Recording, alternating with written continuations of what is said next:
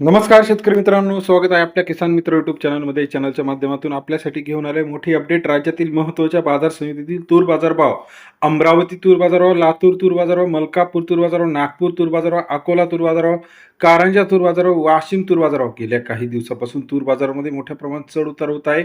चला तर जाणून घेऊया महत्त्वाच्या बाजार समितीतील तूर बाजाराविषयीची सविस्तर अपडेट. अमरावतीमध्ये 2264 क्विंटल अवकाळी 7,000 ते 7,940 रुपये प्रति क्विंटलचा बाजारभाव. अमरावती कृषी उत्पन्न बाजार समितीमध्ये सरासरी दर 70 ते 80 रुपयापर्यंत बाजाराची अपडेट आहे. पुढील बाजार समिती लातूर 2041 क्विंटल अवकाळी 7,100 ते 7,851 रुपयाचा बाजारभाव. लातूर कृषी उत्पन्न बाजार समितीमध्ये 71 ते 79 रुपयाचा बाजाराची अपडेट आपल्याला पाहायला मिळते आहे. कारंजा मार्केट 1080 क्विंटल अवकाळी 7,100 ते 8,025 रुपयाचा बाजारभाव. कारंजा कृषी उत्पन्न बाजार समितीमध्ये सरासरी दर 71 ते 80 रुपयापर्यंत बाजाराची अपडेट आहे. बाबुळगाव 620 क्विंटल अवकाळी 7,300 ते 7,960 रुपयाचा बाजारभाव. बाबुळगाव कृषी उत्पन्न बाजार समितीमध्ये 73 ते 80 रुपयाची बाजाराची अपडेट आपल्याला पाहायला मिळते. जालना मार्केट 7,000 ते 8,000 रुपये प्रति क्विंटलचा बाजारभाव आहे. आवक आलेली आहे 770 क्विंटलची.